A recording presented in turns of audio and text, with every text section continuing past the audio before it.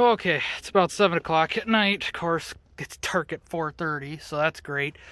But, oh, you're gonna say sweet mother of pearl when you see this, but yes, I know, it's fucking ass. I'm gonna probably have to just about flip you in order for you to see the camera's on the wrong side. It's already flipping. It's upside down, sorry. You see a little bit of the stud, you see a little bit of the golden hole or whatever you want to call it there. That, let me see if I can get the camera to focus. Not really. Okay, so we had a video of removing this upper trim piece up here, so that was handy. I enjoyed to find that out, and he also, I think he had a link or something so I could go check out where to get that dash panel. So that's fun. All the aluminum, yay. But yeah, it's not the end of the world getting this out of here. The biggest problem was getting the dash over the shifter, and it broke. I wasn't pulling on that, it was just the tension from the dash resting. Snapped that, we snapped it over here. I tell ya. But without fully removing the steering column from the car, I wasn't going to get the dash pad out very far. I've got it off of the aluminum core support, so it's just floating there because there's a stupid plastic brace underneath there that it's resting on. It's like, why do they do that? You know, without that brace, it wouldn't even be a problem. But engineers, man, oh yeah, let's remove the steering wheel in order to, and the shifter, which the shifter linkage is attached to that sucker, so you have to get underneath the car, disconnect the shifter linkage. Great idea. You know, engineers are so fucking stupid, and I'm sorry if you're a really good engineer when you use your common sense, then I'm not talking about you. I'm talking about the stupid idiots who just graduate, hop on a computer, and go, oh yeah, this will work. I'll never have to touch it. I'll have to never work on it. I won't use any common sense. This doesn't mean nothing to me. I get paid to just come up with the idea. So, but yeah, if you're a good engineer, I'm not talking about you. So don't fire at me in the comments. It's all the idiots that just fire shit out the printer and call it a day. But, because this is a lot of that. I hate to say that about GM and Cadillac, but I know GM is not perfect, and this is showing their flaws straight away, but I'd tell you, I'd much rather do this than work on a Ford any day. And like I said, it's not even that big of a deal, like getting at bolts and stuff like that. The airbag popped right out. It fell out, to be honest, when I pulled the last bolt out. And there's 4 bolts holding that in. One here, there, and, well, I mean, there and one there. So 4 bolts came right out, and the wires are all clipped into these black clips here. Here's the plug for it, in case you need to replace your passenger airbag for some reason, which in that case you'd probably have to replace the dash pad because it'll rip up the dash pad when it blows. So you'll be at this point anyway. But it's really self-explanatory. When you look, you see what you need to take off. This metal bracket, there's, what, 2 bolts? 4 bolts? 2 or 4 bolts holding that. Apparently 1, 2, and then they got 1 there and there on the bottom plastic piece. There's 2 or 4 behind the radio. I mean, when you look and you see what the plastic is attached to, you see this black metal bracket. I guess I'll show you. This black metal bracket did not have to come off, but removing the center console is probably a must. And there's 1 bolt here, and there's 1 bolt there, but that bracket is part of the center console with 2 holes, which one of them's getting covered by the wire. And then there's 2 in the back. Now, for me, removing the seats is a lot easier because there's 2 bolts in the back bracket for the center console that you have to get at, but you have to be able to pull the carpet out of the way. And they're like, oh, yeah, move the seat up, pull the carpet down. I'm like, yeah, I'm just going to pull the seats, which it's 2... I've got the Torx in my little ashtray here. What? I know everything's a freaking mess. But trust me, most of the bolts are all alike for it's a T50. Most of the bolts are alike. So it's not like there's 50,000 different style of fasteners. All the screws are either 7 mils, 13s, or 10s, and it'll be very obvious where they go once you get into it. So that's why there's nuts, bolts, screws everywhere, because they're either 10s, 13s, or 7s, and it's not hard to figure it out, because like the washer size, well, you know, a small one, oh, it'll be a 7, a medium one will be a 10, 13 will be a little bit bigger. You know, it's just match the puzzle pieces at that point, and it's not hard. You know, people go, oh my gosh, this is amazing that you're able to do this, and I'm like, it's just, everything is just nuts and bolts. That's all it is. It's just remembering where it goes, which, you know, you don't have to commit it 100% to memory, but just have an idea and use common sense. It's not hard to figure out where they go. So, oh, and Phillips. There's Phillips head ones too, which is exactly the freaking screw we had to deal with to take out. The seat, for people that don't know, because I don't think there's a YouTube video on it. The two T50 bolts, and then you're gonna have to, from the back, push up and wiggle and probably kick with your foot or push on the frame, because you gotta pop these brackets up here forward. Right? Or no, pull it back. I'm sorry. So grab these with your hands. I know they're nasty, but grab them with your hands. Pull back while, you know, having it tilted up. So tilt it up, pull on these, you know, rock it back and forth until it breaks up, and then kind of tilt one side up, like while it's up, pull it, tilt it like that to pull that corner out, and then you'll pull that corner out. Okay? I don't do installation and removal videos. I just give you tips and tricks. That's been my thing from the get-go. Seat belt ejection. If you're gonna do this, if you want to call this the harder way or the easy way, this just like a seat belt clips into the seat right here. It's like a seat belt buckle across from the other seat belt buckle, and you push on this white tab inward, and it'll release. But getting at that is not so terribly easy. Now, you're probably, if you don't have specialty tools or what I would consider basic tools, because if you're going to work on a car, you need body dart pliers, stuff like that. It's just common tools. This is what I'm talking about right here. These guys, you get these at Harbor Freight. They work okay. Just don't go too nuts with them because you'll bend them. But this guy, if I could find the trim, you have to be very careful with this stuff, especially if it's never been removed, because you'll end up breaking all the tabs off. But these guys, you just get your hand in on the top between the cushion here, and, you know, on the right side with your other hand, and you'll kind of, or on the bottom, just top and bottom, and you'll yank it out. Be gentle, but be firm, okay? I know that's contradictory, but you'll understand. It'll keep your tabs from breaking off. And then you'll have to undo this connector. This guy just came out of the thing. It's still on the seat right there. Otherwise, you'll have to undo that connector, which a pick is definitely going to be needed. Like I said, my dash panel just shattered in pieces coming up. That's just disgusting. I don't even want to know how much that is to replace. I haven't looked yet. But,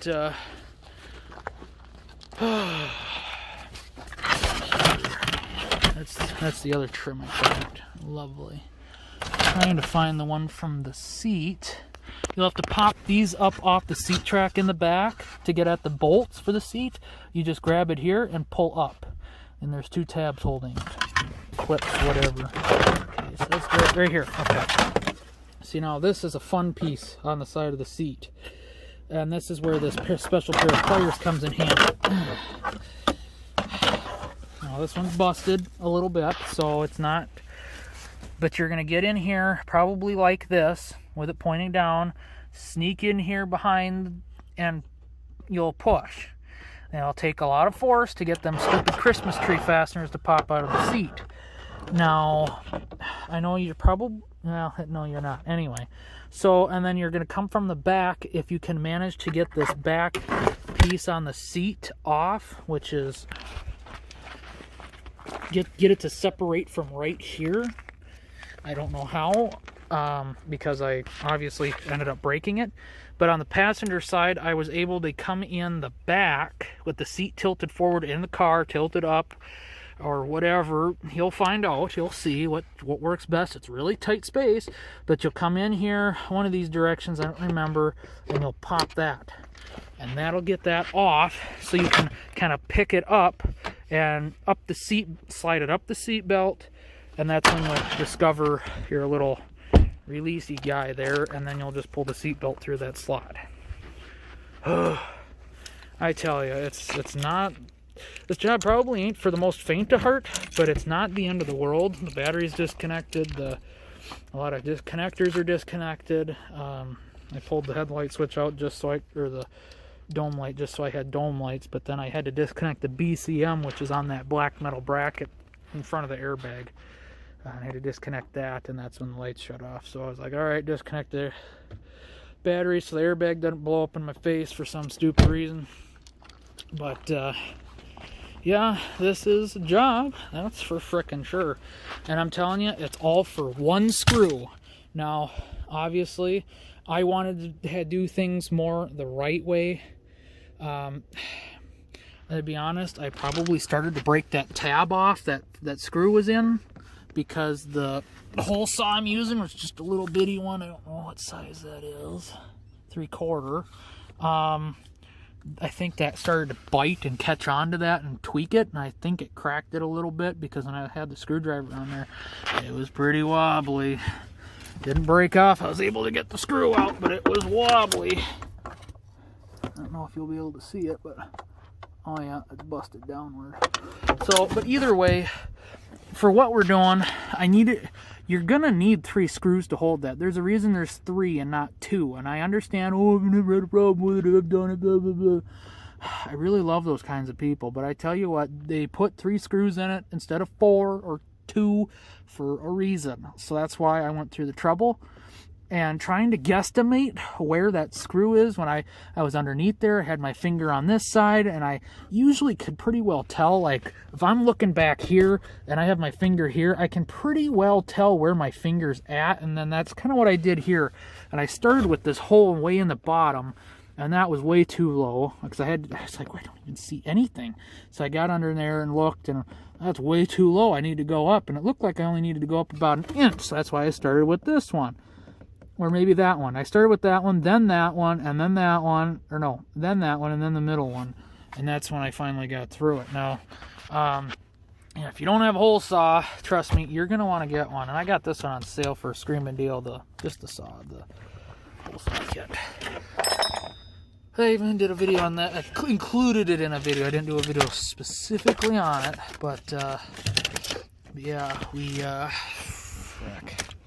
What a joke. But some of the aluminum is rather thick. This is a thin one. I don't know. They're in here somewhere, but holy shit.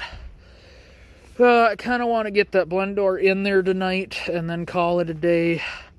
And pick up tomorrow with just putting the dash back together again, which should just slide and pop back up.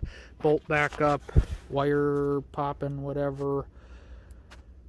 There's not much to kind of forget or to kind of not know where it goes. It's pretty self-explanatory once you get into it. But, just go step by step, take your time, don't rush, don't crack, don't break. And obviously I was being a little forceful trying to get it up and over. I mean, that was the hardest part. I had to start with the dash all the way up, lift up from the bottom on both sides, not the middle, and try and heave it, hoe it over the stud. I had to pull the shifter knob off, which that's not hard. Got to be very careful not to gouge anything, but take a small flat blade screwdriver, stick it in this area on the shifter. Oh, that'll pop down and reveal the screw. You undo the screw. It's a T15 Torx, I think it was. If I had my long ratchet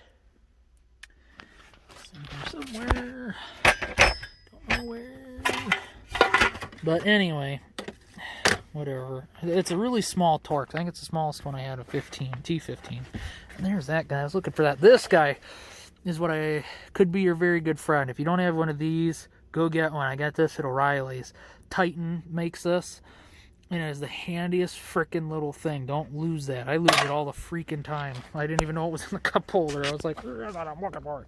So you have to take out all the tweeters. There was 3 screws on this one, 3 screws on the other one. Take out the center channel. Undo the clips for the tweeters. Don't break them off. Otherwise you'll be buying new tweeters. But kind of like this one, I didn't poke a hole in it. At least not that I know of. But there's a hole in it now. It kind of looks like it's been there. But there's 4 of them there, but getting this tab disconnected, the rivet popped out of the hole, so I'll have to try and get that back in or something. Otherwise, we'll just get a new center channel. The cone was dented in too. I was like, that's great. But, or this is about the time where you upgrade your sound system. It's been about $10,000 on a sound system. Because you don't want just cheap speakers in this thing. So... But yeah, I gotta get the seats put away. I may be done for the night. That way I have the daylight, hopefully, to help me see getting that frickin' thing in, because I gotta try and find all the screws. I gotta clean the trash out of here, find the screws, get the frickin' blend door back in there. Oh my gosh, the actuator.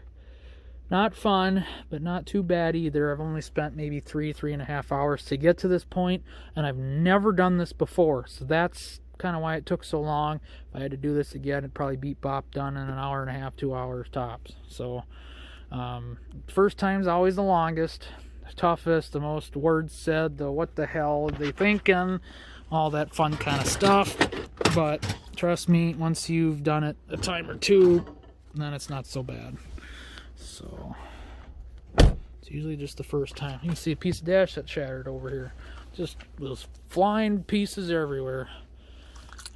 But make sure you have your key if you disconnect your battery, so you lock it in the car. Well, your rear doors will be unlocked, hopefully, but otherwise you can't get in the car. And yeah, once you start disconnecting the dash, there is no getting in the trunk, not even from the button. So that was with the battery still connected. I was disconnected stuff, and I was just, freaking balls. So yeah, that was maybe because the glove box is out. Glove box isn't hard to get out either. I've got it in the truck in the back. Yes. So, 2 screws there. Open it up. Maybe. Oopsie, don't do that. We don't want marred up leather. Check this. Okay. Get a screw up here. One in the middle. Another one there, and one there, and maybe, nope, that's it. So, not hard, and it came right out. And usually, glove boxes tend to fight a little bit, but that one came right out. Undo the wire connectors, all that good stuff. Take the knee bolster off, or the cover for the knee bolster. But, yeah, buddy, what a lot of freaking fiddle farting work and everything else, but, I want 3 bolts on holding that sucker on there, period. So once I don't know, it'll just be all right. It'll be all right. So kind of guesstimate from looking at mine, if you're going to drill a hole, where you're going to drill your hole, because eyeballing it and drilling 5-6 holes kind of sucks, and when you're drilling into your Cadillac, unless you really don't care about your Cadillac. But I do, because the car's pretty damn mint otherwise, so other than it's small dings, but whatever. So I hope this helps you guys in some shape, way, or form. Hopefully I don't ever have to take the dash apart again. I have my 3 actuators. I'm going to try and get them all done right now, type of thing, so that way I don't have to come back in here later and, oh, now the dash has got to come out for that one or something stupid. So we're getting it done right now. So let me know what you guys think. Hopefully this helps you out just a little bit. I know it went on and on, but there's good tidbits in there somewhere for somebody. So thanks for watching. Let me know what you guys think. Thanks for watching. God bless.